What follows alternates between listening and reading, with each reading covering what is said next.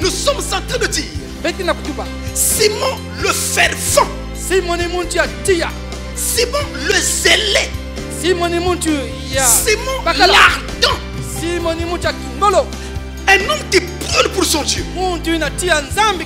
Et il était l'un des disciples de Jésus. Nourrissant ses enfants de bouche en bouche, sans intermédiaire, tu m'as bien nourri de ta parole. Aime Jéhovah entre deux mains. Aime Jéhovah. Je peux rien faire. Je ne peux rien faire sans te consulter. Je ne peux pas marcher sans penser à toi. Tu as rempli ton rêve. Aime Jéhovah entre ma vie. Aime Jéhovah avant ma naissance. Avant ma naissance, tu m'avais choisi, tu m'as protégé. Depuis, tu m'as bien gardé, tu m'as bien gardé. Aime Jéhovah entre deux mains. Aime Jéhovah. Marchons sur la terre, marchons sur la terre. Je suis si fier d'avoir un sauveur comme toi, Jéhovah. Alléluia. Dans le sang de l'agneau et dans le sang. Aime Jéhovah. Aime Jéhovah.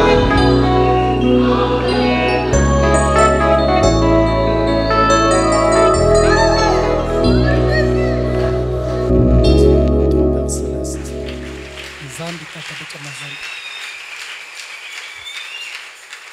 béni soit ton nom, toi qui nous accordes cette occasion d'être encore rassemblés autour de ta parole, dans l'humilité, sous le sang de l'agneau. Nous nous attendons au Saint-Esprit afin que quand la réunion aura pris fin, nous puissions tous réaliser que tu as traité avec chacun de nous. C'est notre humble prière. Au nom de Jésus-Christ. Amen.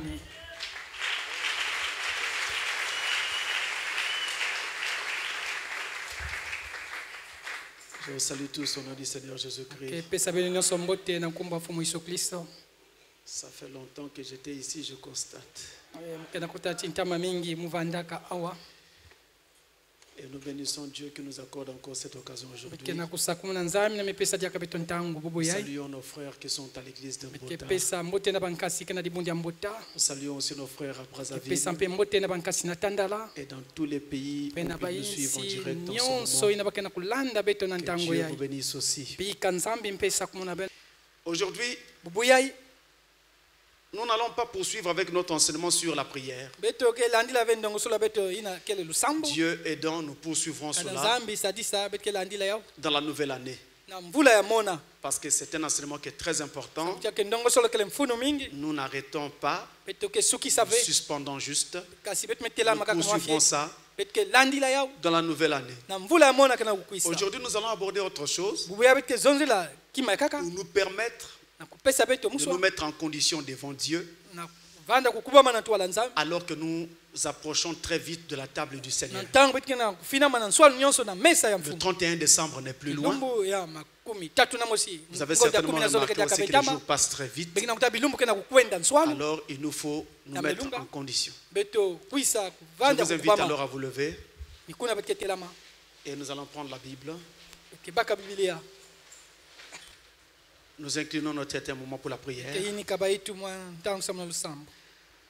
Dieu notre Père, nous ouvrons la Bible à présent, Seigneur, pour lire ta parole. Et toi seul peux nous enseigner. Et nous prions que tu le fasses par Jésus-Christ. Et cela nous suffira. Au nom de Jésus-Christ. Amen. Amen. Luc chapitre 6. Verset 13 à 16. Nous lisons au nom du Seigneur. Quand le jour parut, il appela ses disciples et il en choisit 12, auxquels il donna le nom d'apôtres. Simon, qui le nomma Pierre,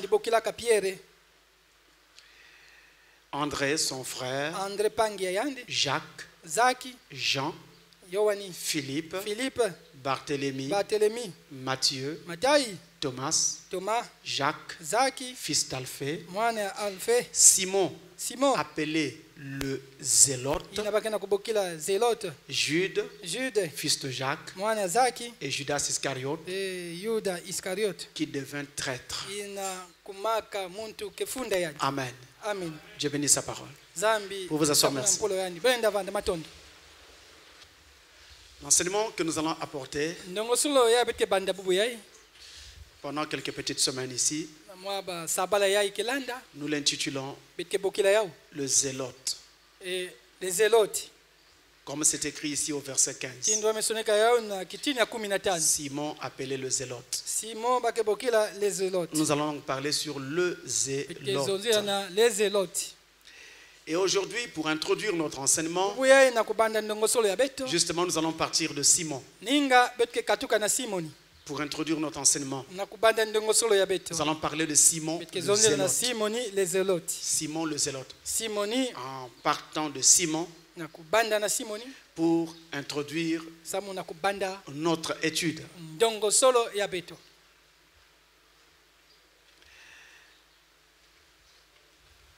Jésus a choisi pour messager. C'est du choix qu'il s'agit ici dans le passage que nous avons lu. Il a donc choisi pour messager des hommes. Des hommes qui étaient tout à fait ordinaires.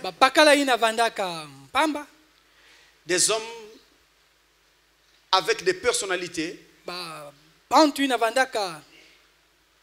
et des arrière-plans différents.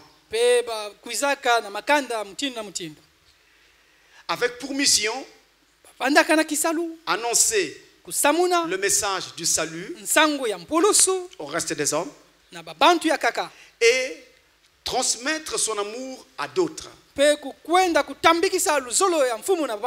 C'est cela la mission qu'il confie à ces hommes. Annoncer le message du salut et transmettre son amour. On ne peut pas annoncer le message du salut sans amour. Et on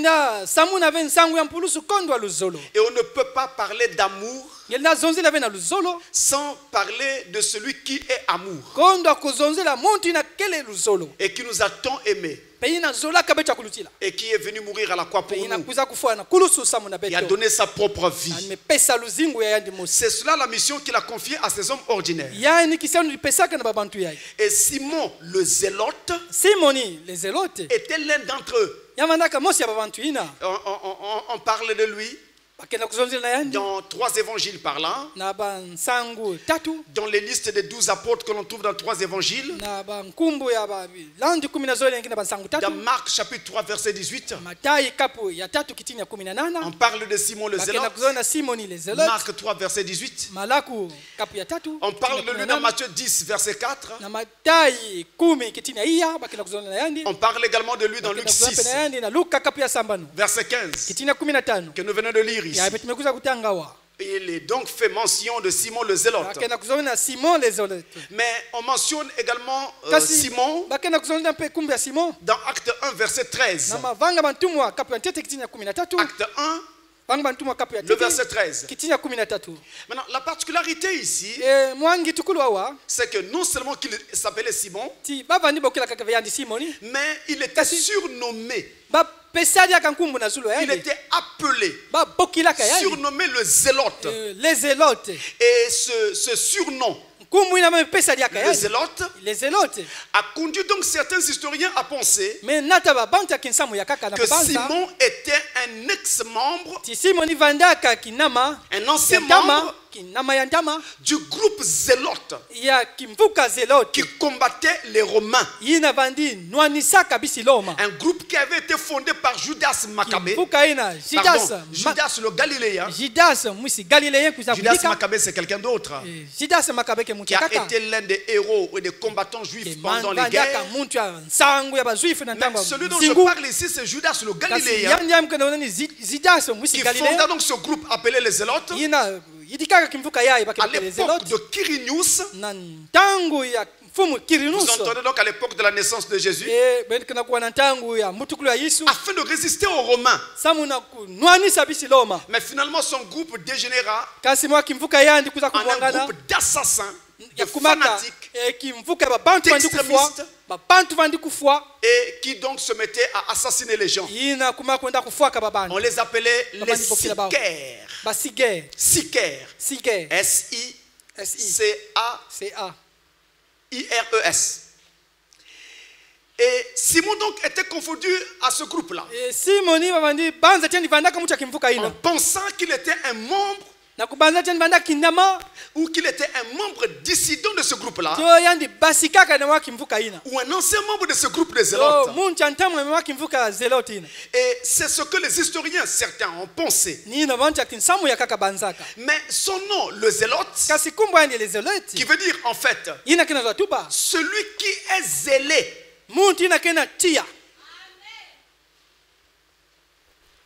est une transcription grecque du mot araméen Canaan en araméen. Voilà. Et ça c'est en araméen. Et ça signifie tout simplement zèle. Et en transcrivant ce mot Canaan, un mot araméen en grec, eh bien, ça nous a donc donné notre zélote. Mais à l'origine, ce n'était pas exactement cela que nous avions. Lorsque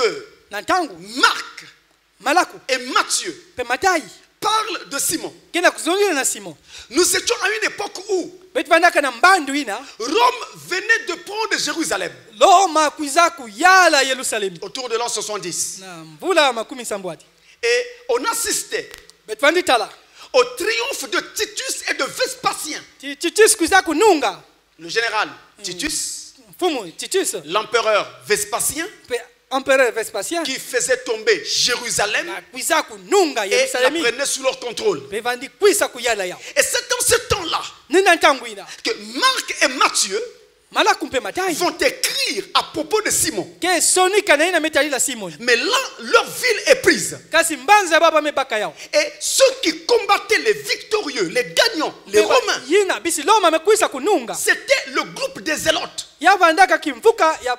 S'ils écrivent dans leur livre Simon le Zélote, alors là, il y aura un problème. Les Romains vont penser que dans le groupe des disciples de Jésus, il y a des rebelles.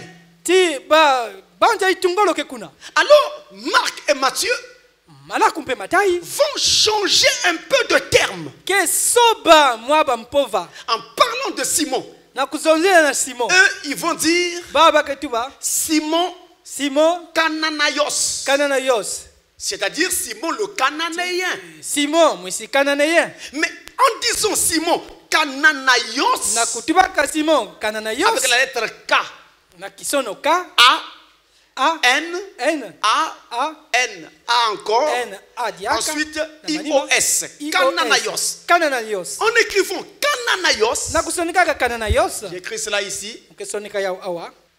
Eh bien, là, qu'est-ce que Matthieu et Marc ont fait? La Bible s'écrivait le Nouveau Testament en grec. Ils ont pris un mot hébraïque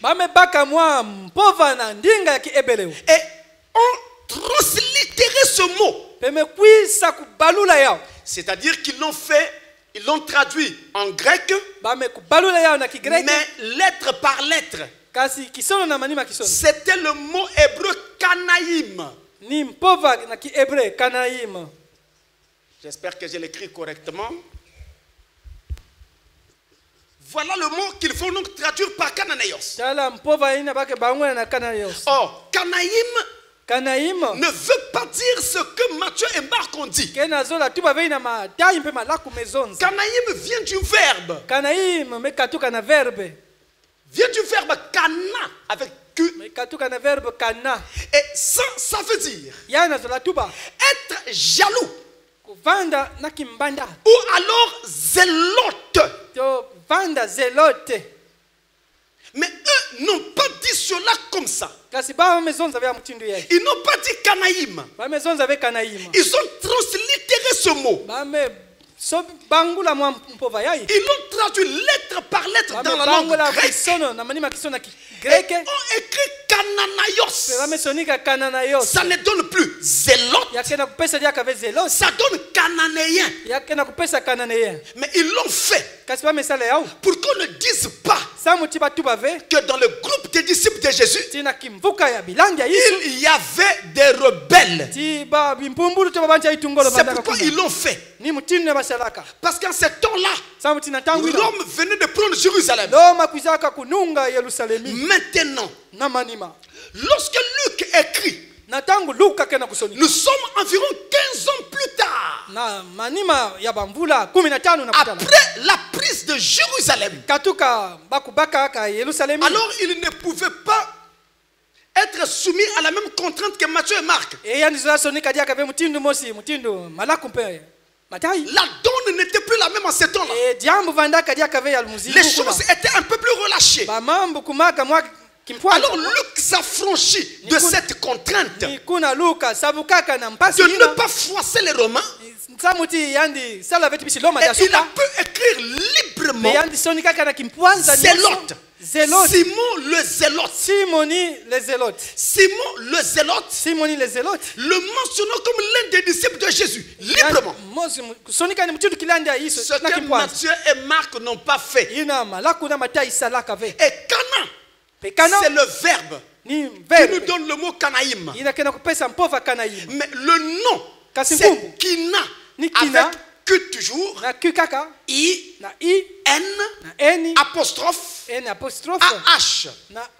Et ça veut dire ardeur, ferveur d'un homme pour son Dieu ou pour son peuple. Ainsi, lorsque nous disons Simon le Zélote, nous sommes en train de dire Simon le fervent, Simon le zélé, Simon l'ardent, un homme qui brûle pour son Dieu. Et il était l'un des disciples de Jésus. Nous avons là un message simple, un message clair qui nous montre que nous avons besoin d'être zélés pour être disciples du Christ. Un disciple du Christ sans zèle, ça n'existe pas. Si vous êtes zélé, ça montre que vous avez cru. J'ai toujours rappelé ici une anecdote de Blaise Pascal qui disait, à qui on avait demandé s'il croyait à toutes les histoires. Il répondait, je ne crois pas toutes les histoires. Je ne crois que les histoires pour lesquelles ceux qui les racontent sont prêts à se donner la mort pour ce qu'ils racontent. Ils sont prêts à accepter des mourir, voire même d'être tués pour ce qu'il raconte. Et si nous sommes disciples du Christ, nous devons être capables de supporter la croix avec lui. Et même d'être tués pour sa cause. S'il le fallait. Oh, Frère Branham dit, attendez simplement qu'on tire un coup. C'est Frère Branham. Il dit, attendez qu'on tire juste un coup de feu ici. Il dit, toute l'église va se disperser. Au culte prochain, vous verrez plein de gens ne seront pas là. Pourquoi? Parce qu'ils ont perdu leur zèle.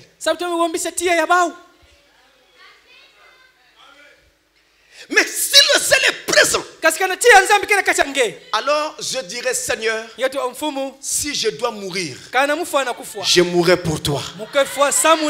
Mais ma place est à l'église.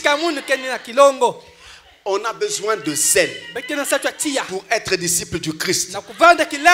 Sans zèle, on ne peut pas le servir. Et toute personne qui sert Dieu est appelé à montrer un certain zèle pour le service de son Dieu. On doit savoir, on doit sentir une certaine ardeur pour le service de son Dieu. Si tu ne brûles pas, c'est que tu es mort. Mais si tu vis, alors tu vas brûler. Tu seras zélé. Et ça a été le cas de ceux qui nous ont précédés. Nous allons dans 2 Samuel chapitre 21. 2 Samuel chapitre 21. Versets 1 à 2. Il est écrit.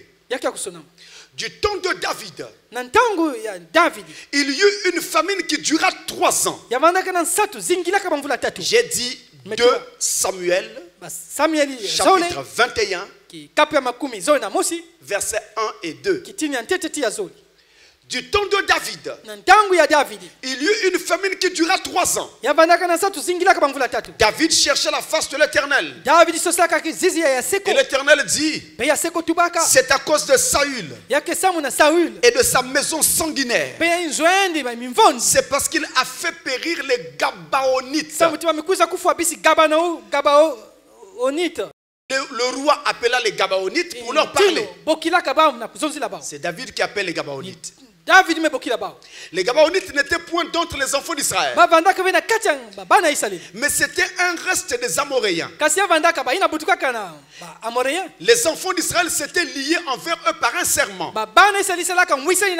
Et néanmoins Saül avait voulu les frapper dans son zèle pour les enfants d'Israël et de Juda. Dans son zèle, les Gabaonites étaient les descendants des Amoréens.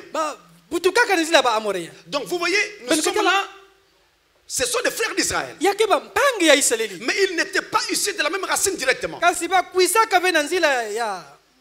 Donc ce n'étaient pas des Israélites. Mais entre eux et Israël, il y avait un serment, une entente. Et Saül brisa cette entente parce qu'il était trop zélé pour son peuple. C'est vrai que quand Saül fit cela, Dieu n'avait pas aimé. Mais mieux vaut avoir trop de zèle que pas de zèle du tout. Je n'encourage pas à faire comme Saül. Mais je répète que mieux vaut avoir trop de zèle que pas de zèle du tout. Une fois au Branham Tabernacle, Frère Branham était en train de prêcher. Et un frère était là en train de suivre avec attention. Et au fur et à mesure que la parole avant était donnée, la tension montait en lui. Le frère montait avec l'évangile. À un moment donné, il était en train de serrer ses poings parce que l'onction le saisissait. Mais quand ça a débordé, il s'est levé. Il a crié. Amen. Le coup de poing est allé droit sur la fenêtre. Les vitres se sont brisées. En plein culte. Dès que le culte prend fin, le frère vient voir frère Branham. Frère Branham, je vous demande pardon. Je vais arranger ça. Je vais réparer. Branham dit non. Pas question. C'est le Saint-Esprit qui a fait ça. L'Église s'occupera de ça. On a encore dit à frère Branham, les pentecôtistes, lorsque l'onction les saisit, ils roulent par terre, ils cassent les chaises, ils cassent les bancs et tout le reste. Alors là, comment on peut croire en eux? Frère Branham dit, c'est vrai. Vous avez raison de dire cela. Il dit, mais je préfère avoir un peu plus de vapeur que pas de vapeur du tout. À l'époque, le train avançait avec la vapeur. On mettait le feu à l'intérieur et avec cette vapeur-là, le train avançait. C'était comme ça les locomotives de l'époque. Il dit, il faut avoir trop de vapeur que pas de vapeur du tout. Sinon, tu ne vas pas avancer. Le défaut avec les pentecôtistes, ils laissent échapper toute la vapeur. D'accord, par le sifflet. D'accord, mais au moins, mieux vaut trop de vapeur que pas de vapeur du tout. On ne peut pas dire qu'on aime Dieu et ensuite être froid. On ne peut pas dire qu'on aime Dieu et on ne voit rien que tu fais pour ce Dieu-là. On ne peut pas dire qu'on aime Dieu, mais sur nos mains, il n'y a pas de cicatrice. Il n'y a pas de stigmate montrant qu'on souffre pour ce Dieu-là.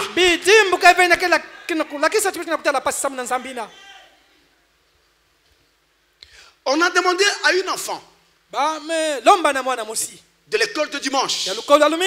Elle était en train de mourir. À l'époque de frère Branham. Avant elle, c'était d'abord sa mère qui était sérieusement malade.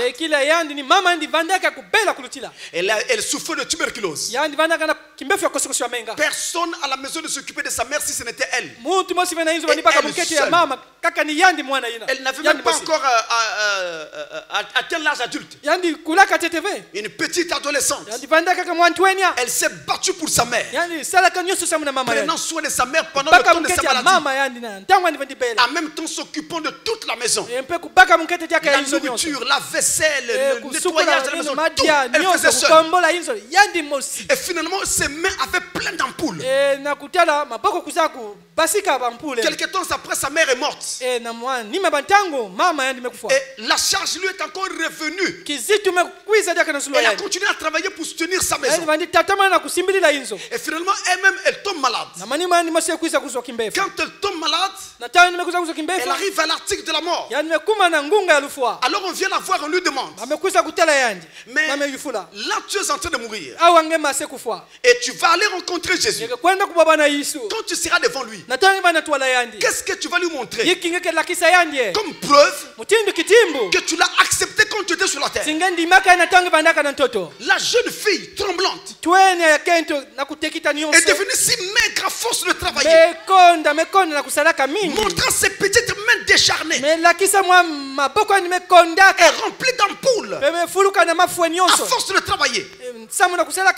Elle dit à son moniteur d'école du dimanche, sa monitrice je crois, il dit, je montrerai simplement à Jésus mes mains.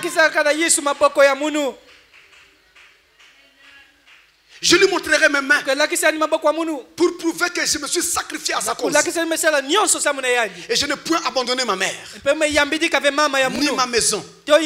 Lorsqu'on a fait besoin de moi, on ne peut pas, je répète, servir Dieu sans être zélé. Ça ne se peut pas. Allons dans 1 Roi chapitre 19. 1 Roi 19. Verset 10 et le verset 14. On nous parle d'Élie. 1 Roi 19. Verset 10 et verset 14. Il répondit, J'ai déployé mon zèle pour l'Éternel. Le Dieu des armées. Car les enfants d'Israël ont abandonné ton alliance. Ils ont renversé tes autels. Ils ont tué par l'épée tes prophètes. Je suis resté moi seul. Et ils cherchent à m'ôter la vie. Il le dit une fois. Il le redit encore. Verset 14. L'ange lui demande, que fais-tu ici, Élie? Il répondit, j'ai déployé mon zèle pour l'Éternel, le Dieu des armées. Car les enfants d'Israël ont abandonné ton alliance. Ils ont renversé tes autels. Ils ont tué par l'épée tes prophètes. Je suis resté seul, moi seul. Et ils cherchent à m'ôter la vie. Voilà un Élie mandaté par Dieu et qui a brûlé pour son Dieu. Et à cause de cela, on le poursuivait à mort. On le poursuivait pour lui ôter la vie. Mais il dit, il n'était pas en train d'encourir la mort parce qu'il s'appelait Élie. Il n'était pas en train d'encourir la mort à cause de son ethnie ou de sa famille. Mais là, il encourait la mort à cause de son zèle pour son Dieu. Ton zèle pour ton Dieu t'a déjà coûté quoi?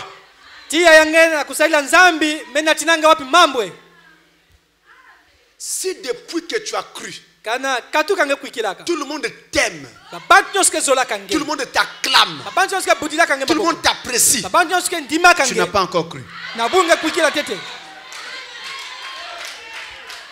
Le monde ne peut pas t'aimer quand on a véritablement cru.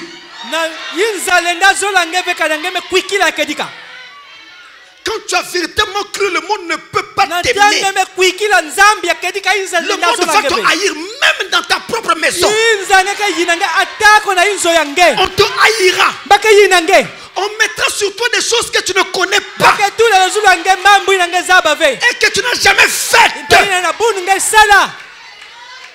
Même quand tu pries à voix basse, on dira que tu déranges. Et quand tu pries dans le cœur, on dira encore que tu empêches les gens de dormir. Ton zèle pour ton Dieu t'a déjà coûté quoi? Combien d'amis t'ont-ils abandonné?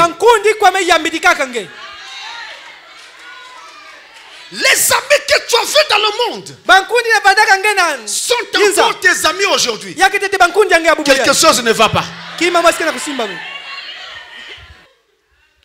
Ton zèle fera que le monde va te haïr. J'ai déployé mon zèle pour l'Éternel. Maintenant il cherche à m'ôter la vie. J'ai fait ce que tu m'as dit. J'ai dit ce que tu m'as demandé de dire. Maintenant il cherche à m'ôter la vie. J'ai pris position pour ta parole. Maintenant il cherche à m'ôter la vie. Attention. Si on cherche à t'ôter la vie parce que tu as pris position pour la parole, tu es béni de Dieu. Le ciel est déjà ouvert pour toi.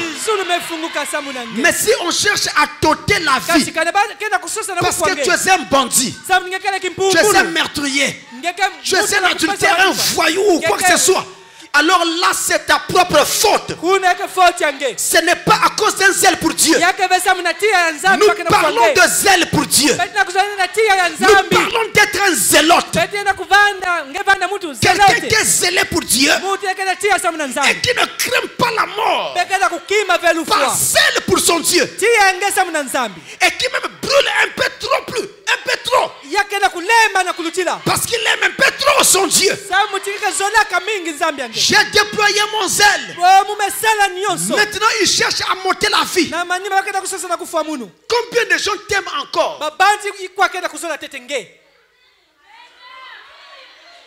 Regardez Jésus de Nazareth. Quand il a commencé son ministère, tout le monde était autour de lui. Il multipliait les pains. Tout le monde était content avec lui. Mais au moment où il a commencé à prendre parole, position, pour dire, si tu ne manges pas ma chair et ne bois pas mon sang, tu n'as pas la vie en toi-même. Cet homme est un cannibale. Il ne fait que de pousser le manger. Il a un démon. Tout le monde l'a abandonné. La nation toute entière l'abandonna. Sur 3 ans et demi de ministère, un homme comme Jésus, seulement 120 personnes dans la chambre haute. Allez vous poser la question. Je dois vous dire une chose. Vous pouvez être ici 3000, 5000, 10 000. Moi je ne regarde pas au nombre. Moi je regarde au cœur. Je regarde à ceux qui disent amen à la parole, mais pas qui disent amen des lèvres, mais qui descendent sur le terrain. Ils meurent avec nous sur le terrain.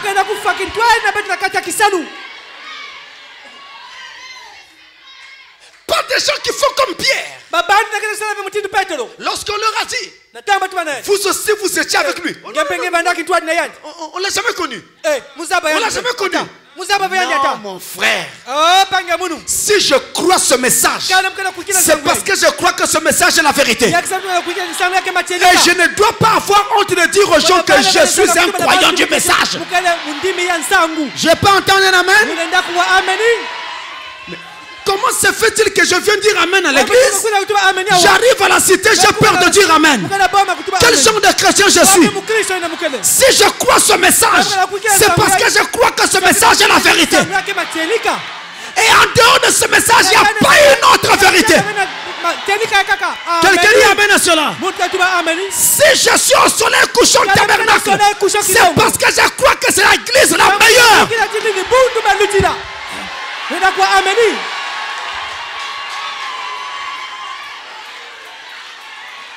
Mes frères, si vous ne croyez pas que votre église est la meilleure des églises, vous avez un démon. Il faut quitter l'église, aller chercher une autre église, mais qui sera meilleure. Alléluia.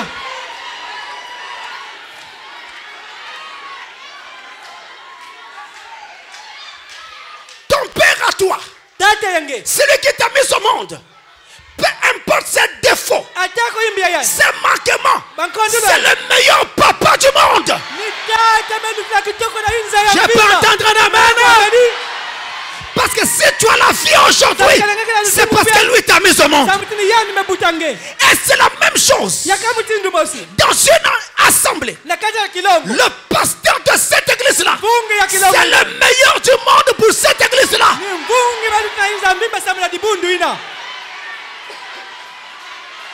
Et quand je suis à la cité, on me demande, tu pries où? J'ai fait bomber le torse. J'ai fait dire fièrement aux gens, je suis au soleil couchant. Alléluia. Alléluia. Parce que je crois que c'est la meilleure église. On ne juge pas une église. On ne juge pas une église par ses bâtiments. On ne juge pas une église par l'argent. On juge une église par la parole. La parole, la parole. Alléluia. De toute façon, Jésus avait dit, vous entendrez la vérité. Et la vérité vous affranchira. Ce n'est pas le pasteur qui a franchi. Ce n'est pas l'église qui a franchi. C'est la parole. Or, dans ce tabernacle, par la grâce de Dieu, nous avons la parole. Amen. Amen. Vous parlez de l'enlèvement. Je n'ai pas peur pour vous. Si vous croyez ce que j'enseigne, n'ayez pas peur de l'enlèvement. Alléluia.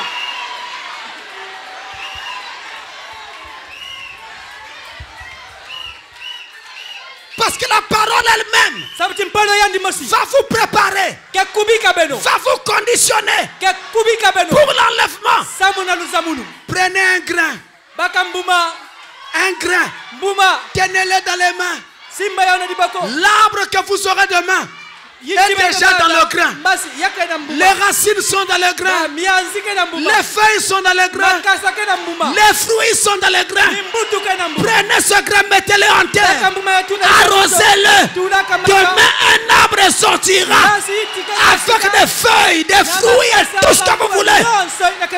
La parole que vous mettez dans le cœur va produire la nouvelle naissance, le baptême du Saint-Esprit, l'adoption et l'enlèvement. Nous avons.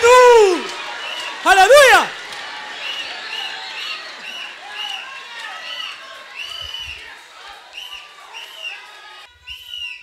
Dans 2 Rois au chapitre 10. 2 Rois au chapitre 10. Versets 15 à 17. Le disciple du Christ doit être un zélote. Un zélé. Un zélote. Un ardent. Un fervent. Mieux vaut qu'on dise de toi que tu es un peu trop bruyant que qu'on leur dise de toi que tu es froid. Tu dois être chaud. Alléluia. Dans les bus, tu chantes. Au travail, tu chantes. À la maison, tu chantes. Là où ça te prend, tu pries. C'est ça être un zélote. Un zélé. Alléluia. Mais comment tu peux prier ici? Tu n'as pas honte des gens? Est-ce que les musulmans ont honte de prier dehors? Dès que l'heure de la prière arrive, le musulman sort sa natte avec son salaire, le petit pot là. Il lave les pieds, il commence sa prière. Tu peux arriver là, c'est pas son problème. Il ne prie pas pour toi. Lui, il prie son Dieu pour lui-même. Pareil pour le chrétien. Honte pourquoi? Honte de qui? C'est ma vie. Et j'ai choisi de la donner à Christ. Où est ton problème à toi?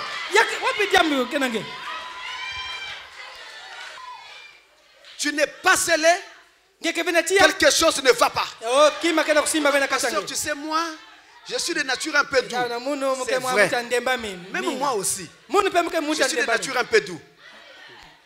Mais demandez ceux qui me connaissent ou qui me côtoient en longueur de journée. Ils assistent parfois, moi où je travaille, je chante. Je prie. Pourquoi? Mais je ne peux pas ne pas faire ça. C'est ne pas faire ça que je n'arriverai pas.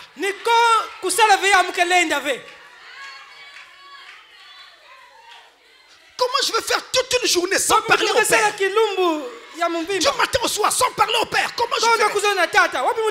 Comment je ferai? 2 Rois 10. Verset 15 à 17. Il est écrit: étant parti de là, il rencontra Jonadab, fils de Rekab. On parle ici de Jéhu, qui venait au-devant de lui. Il le salua et le dit: ton cœur est-il sincère? C'est Jéhu qui demande à Jonadab. Ton cœur est-il sincère? Comme mon cœur l'est envers le tien. Et Jonadab répondit: il l'est. S'il l'est, répliqua Jéhu, donne-moi ta main. Jonadab lui donna la main. Et Jéhu le fit monter au pot de lui dans son char. Et dit: viens avec moi. Tu verras mon zèle pour l'Éternel. Il l'a mené ainsi dans son char. Lorsque Jéhu fut arrivé à Samarie, il frappa tous ceux qui restaient d'Akab à Samarie. Et il les détruisit entièrement. Selon la parole que l'Éternel avait dite à Élie. Voyez-vous, le zèle pour l'Éternel pousse un homme à obéir à sa parole, à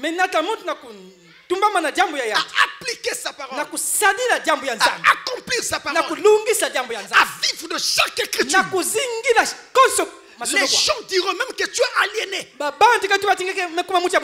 Les gens diront que tu es fou. Tu as perdu la raison. Tu es vendu à ton église. Mais ils ne comprennent pas qu'il y a quelque chose qui a pris place en toi et qui te pousse à déployer du zèle pour l'Éternel.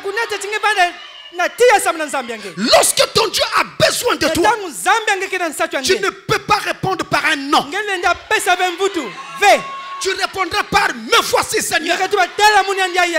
Parce que ton Dieu a besoin de toi. Jésus appelait des disciples. Mais il appelait un certain Simon qui était zélote. Zélé pour la cause de Christ. Laissez-moi vous dire, mes amis, l'une des premières choses que Dieu donne à quelqu'un après le salut, ou au moment où Dieu lui donne le salut, l'une des premières choses que Dieu lui donne, c'est justement le zèle. Il lui donne du zèle. Regardez Pierre. Quand il était en prison, gardé dans la prison, sans aucune possibilité de mouvement, et l'ange de l'Éternel descendit pour sortir Pierre de prison. L'ange descendit. Il traversa les portes de la prison et arriva dans la cellule où se trouvait Pierre. Il ne l'exhorta pas. Il le toucha simplement. Et les chaînes se coupèrent. Dès que l'ange le toucha, les chaînes se coupèrent toutes et seules. Seigneur, envoie seulement ton ange. Juste ton ange. Et les chaînes vont se couper. Je crois que les chaînes vont se couper. Je crois que les chaînes sont en train de se couper. Vous attendez un ange, mais vous ignorez que Dieu a déjà envoyé un ange en ce temps de la fin. Malachie 4, le 7e ange, il a sonné de la trompette. Et les chaînes du péché, les chaînes de la dénomination, les chaînes de l'adultère, les chaînes du paganisme sont tombées. Pourquoi tu as cru ce message?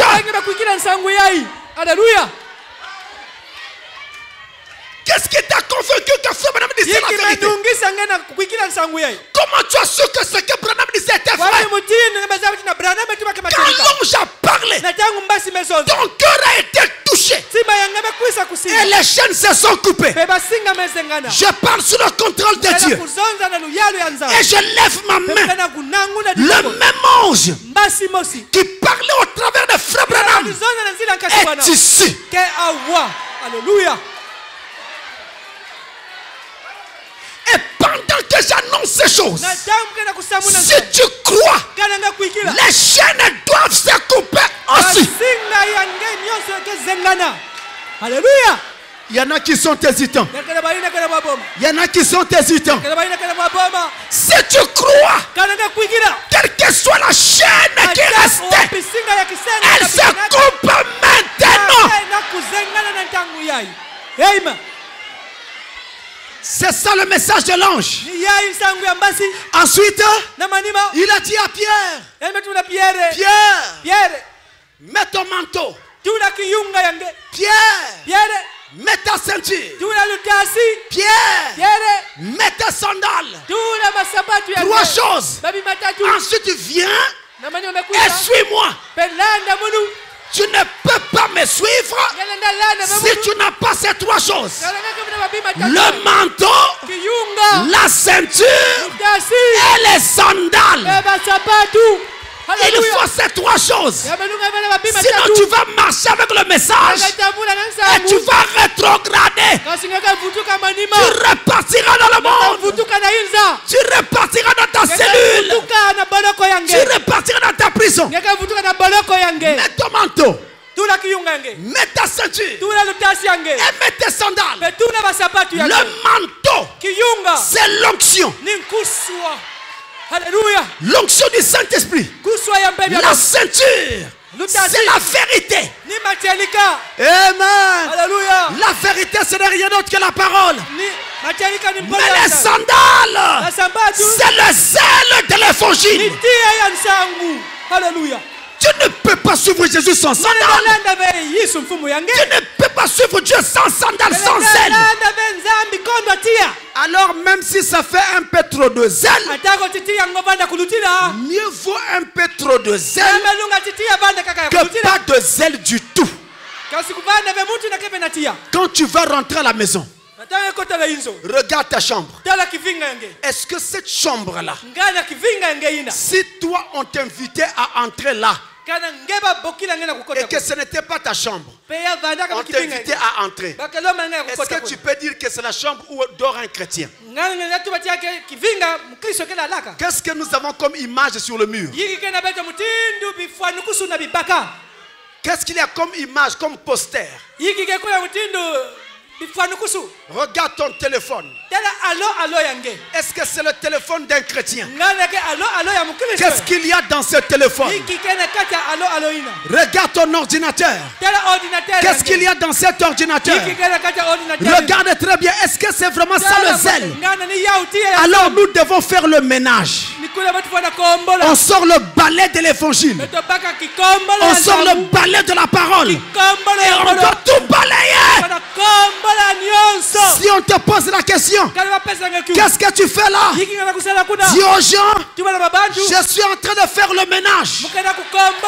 J'enlève tout ce qui n'est pas de Dieu pour ne laisser que ce qui est de Dieu. Parce que maintenant, j'ai décidé de déployer mon zèle pour l'Éternel des armées. Alléluia. J'ai décidé. C'est une décision à prendre. Nous arrivons à la fin de l'année. Souvent, à la fin de l'année, on dit, on tourne la page pour essayer de passer à une nouvelle année. Tourner la page ne suffit pas. Il faut prendre des résolutions bonnes. Et la meilleure qui soit, c'est celle qui consiste à faire de Dieu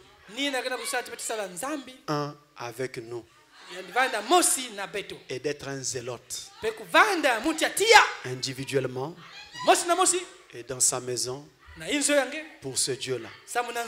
Être un zélote, c'est ce que Dieu attend de nous. C'est ce que Dieu attend de nous. Fabonam dit ici, je veux terminer. Fabonam dit dans la prédication, le retour et le jubilé. Retour et jubilé. C'est prêché le 22 novembre 1962. 22 novembre 1962. Je prends les paragraphes 33, 35 et 38. Paragraphe 33, 35 et 38.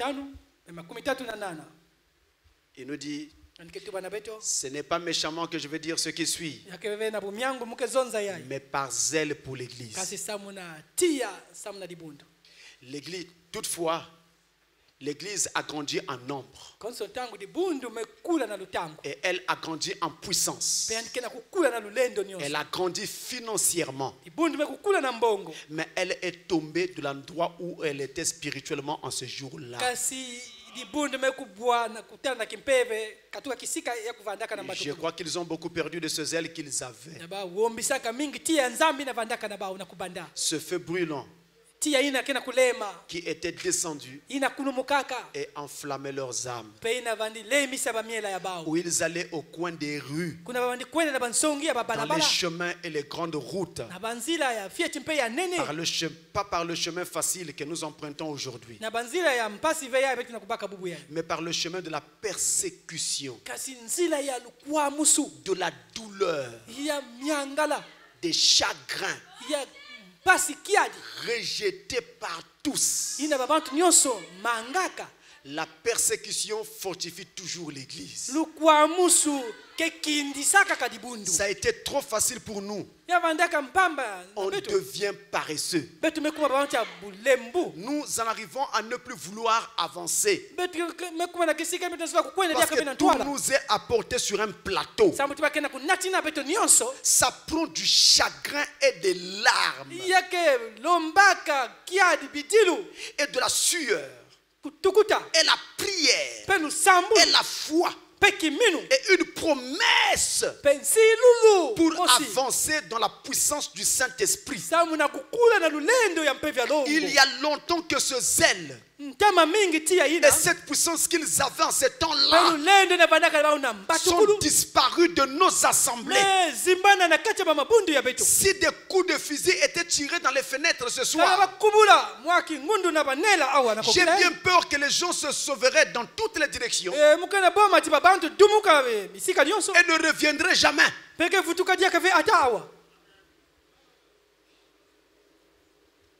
Là, on arrive à un positionnement, à un choix. Il est décisif. De quel côté suis-je? De quel côté dois-je me ranger? Et qu'est-ce que ça va ou ça peut me coûter? Suis-je prêt à accepter de payer un tel prix? Et je me tiens là. Il n'est pas question de parler en l'air, mais de prouver par les œuvres qu'on a vraiment pris la résolution de déployer son zèle pour l'Éternel et d'être vraiment un zélote, disciple du Christ. Voilà ce à quoi Dieu nous amène. Avez-vous entendu? Si des coups de feu étaient tirés ce soir, j'ai peur que les gens se disperseraient et ne reviendraient pas. Pourquoi? Mais on ne sait plus trop si on a cru ou non. Parce que si on a vraiment cru, on n'a pas besoin de t'exhorter pour vivre une écriture. L'exhortation est dans ton cœur. Et ton cœur est zélé. Ça se voit. Ça se vit. Même toi-même tu le vois. Alléluia. Nous allons nous remettre au Seigneur. Nous allons nous remettre au Seigneur.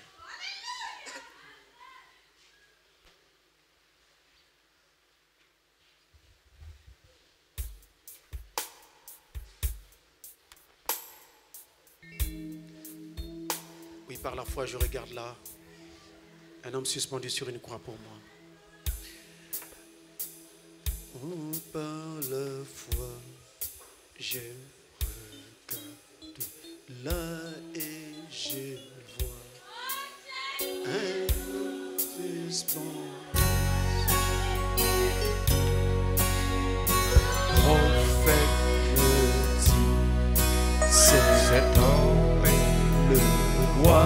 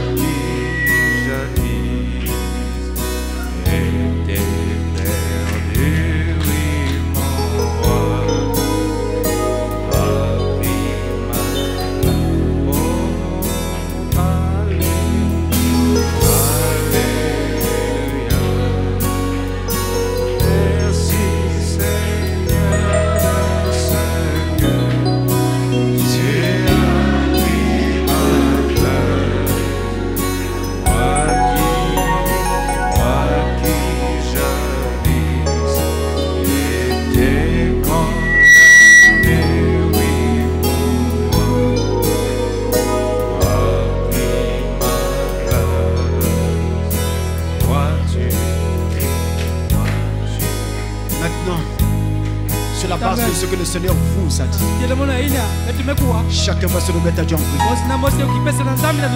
Parlez-lui. Voici une année qui est en train de s'achever. Regarde quel a été ton zèle pour ton Dieu. Regarde quel a été ton zèle pour ton Dieu. Regarde. Regarde comment tu as marché devant Dieu. Frère, un jour, la vie s'arrêtera. Et tu seras appelé pour entrer à la maison. Nous attendons l'enlèvement, mais la mort aussi peut venir avant. Quel a été ton zèle pour ton Dieu? Parle au Seigneur. Parle au Seigneur.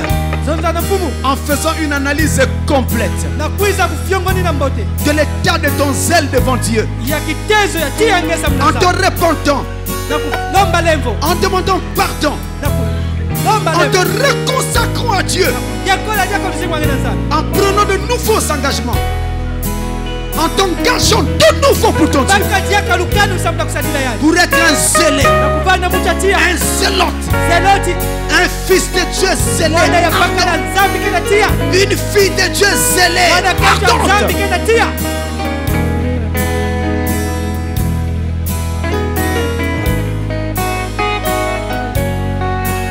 Parle-lui.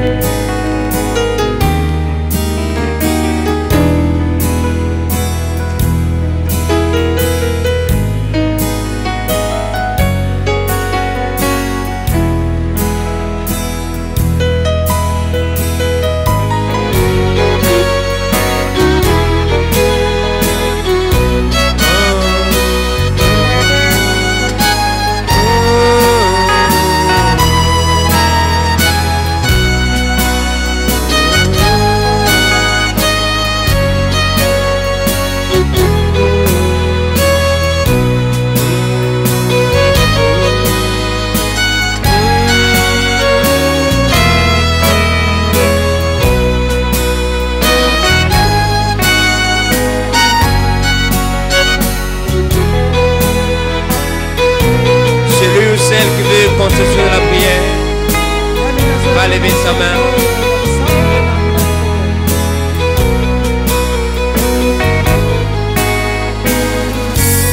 Oui, lève ta main si tu veux qu'on se souvienne de toi dans la prière.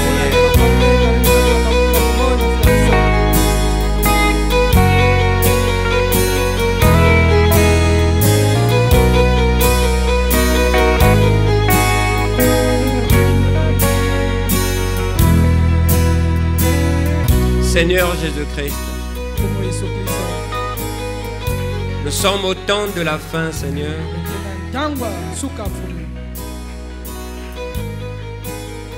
Où tout peut arriver d'un moment à l'autre. Le monde se meurt. La terre a vieilli et tout ce qu'elle renferme. Il n'y a plus de sécurité sur la terre, Seigneur. Le prophète a dit, le seul endroit où puisse régner la sécurité, c'est dans le Seigneur Jésus-Christ. Ainsi, Père,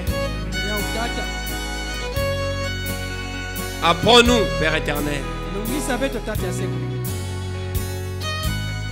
Apprends-nous, Père éternel, à rester zélé. Zélé, Seigneur, jusqu'à la mort. Zélé, Seigneur, jusqu'à ce que tu viennes. La Bible dit, ayez du zèle et non la peur. Laodicée, Seigneur, est en train de faire des ravages.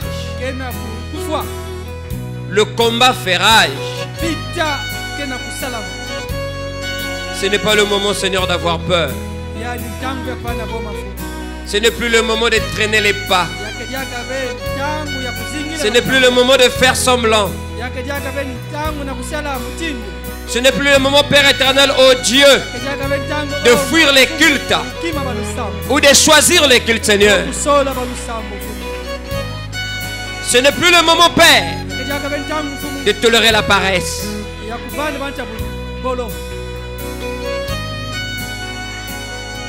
Pas de paresse, Seigneur, mais plutôt le zèle.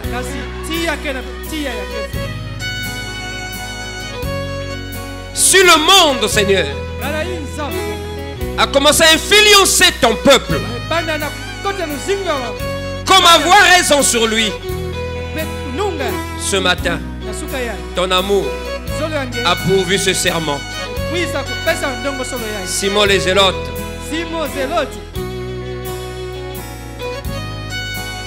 c'est comme si tu appelais chacun de nous, Seigneur, par son nom, et en ajoutant cet adjectif zélé. Père, si hier ou ce matin nous avions perdu le zèle après avoir écouté cette parole, nous nous relevons, Seigneur. Nous redressons nos têtes, Seigneur. Nous bombons nos poitrines ce matin. Parce que nous savons une chose, que notre rédemption est proche. Si mon frère s'est égaré, si ma soeur s'est égarée, en pensée, en parole, en acte ou en œuvre, Seigneur, c'est le diable. Seigneur, c'est le démon. Mais ce matin, Père, tous nous revenons et nous nous mettons derrière la parole. Nous tournons nos regards vers Jésus-Christ. Pour désormais, Père éternel, oh Dieu, occuper nos postes de voix. Si je suis appelé à chanter, je chanterai encore, Seigneur. Si je suis appelé à soutenir financièrement l'œuvre de Dieu, alors je le ferai davantage. Si je suis appelé à prier pour l'œuvre de Dieu, je prierai davantage. Si je suis appelé à jeûner pour l'œuvre de Dieu, je jeûnerai davantage. Si je suis appelé à témoigner, je témoignerai davantage. Oh Père, si je suis appelé à visiter, je visiterai davantage. Si Satan a cru nous vaincre, ce matin, Seigneur, nous lui disons, arrière de nous, Satan. Et nous en appelons au Saint-Esprit de descendre encore dans nos âmes, afin que ce zèle qui a diminué, Père éternel, reprenne son niveau. Ce zèle qui semblait disparaître puisse renaître maintenant, Seigneur. Et nous demandons cela au nom tout-puissant du Seigneur Jésus-Christ. Accorde cela, Seigneur. Qu'aucun de nous ne reparte ce matin tiède. Qu'aucun de nous ne reparte ce matin poltron. Qu'aucun de nous ne reparte à la maison fatigué. La Bible dit, nous n'avons pas reçu un esprit de timidité, mais nous avons reçu un esprit de puissance par lequel nous crions à Abba Père. Ainsi, Seigneur, rentre dans nos cœurs. Saisis nos âmes, Seigneur, et fais de nous ce que tu veux, afin que là où l'évangile ne brillait plus, qu'il puisse briller désormais, Seigneur. Au nom tout-puissant du Seigneur Jésus-Christ. Accorde cela, Seigneur, afin que même les païens témoignent de notre fermeté, de notre position, de notre courage, de notre zèle, là où il n'y avait plus d'ardeur, là où il n'y avait plus de ferveur, puisses-tu en redonner, Seigneur, afin que notre joie soit rendue parfaite. Éternel Dieu, nous aussi, nous voulons parler comme David, qui disait: Seigneur, le zèle de ta maison me dévore. Puisse chacun de nous recevoir cette révélation et dire l'un de ces jours, et peut-être ce soir, et peut-être maintenant: Seigneur, le zèle de ta maison me dévore. Accorde cela, Seigneur Jésus. Prends nos vies, prends tous nos êtres. Faisons ce que tu veux. Le prophète nous a parlé, Seigneur, des valeurs. Et aujourd'hui, Seigneur, le manque de zèle a conduit à ce que, Seigneur, que nous ne soutenions plus les faibles, ceux qui ne viennent plus, ceux qui veulent venir, ceux qui ont rétrogradé. Le prophète dit: une âme vaut plus que de l'argent, vaut plus que des millions, vaut plus que des milliards. Ainsi, Seigneur, s'il te plaît, écoute nos prières. Exauce-nous, Seigneur, afin que chacun sorte de cette église ce matin plus que zélé. Amen. Zélé à l'exhortation, zélé en prière, zélé, Père éternel, oh Dieu, en sanctification, en piété, zélé, Père éternel, dans les bonnes œuvres, zélé en tout, Père. Et que ce zèle attire même le plus incrédule des incrédules, Seigneur. Merci pour ce serment. Bénis notre pasteur, bénis sa famille, bénis l'église entière. Ceux qui sont au loin puissent la même onction, Seigneur, les saisir et leur communiquer encore, Seigneur, ce zèle, de telle sorte que chacun soit à la hauteur de sa tâche. Que Dieu soit content de nous, que le pasteur soit content de nous, que ton peuple soit content de nous, Seigneur, et que même le monde en témoigne, Père. Reçois l'honneur, la puissance et la gloire pour cette grâce que tu nous as accordée, Seigneur, en écoutant ces choses. Certainement il y a une âme qui a été touchée, certainement il y a un frère qui a été touché, il y a une sœur qui a été touchée, mais nous croyons que par cette parole la sœur s'est relevée, le frère s'est relevé, l'église s'est relevée et Satan s'est éloigné. Au nom de Jésus-Christ, nous avons ainsi prié et demandé. Amen.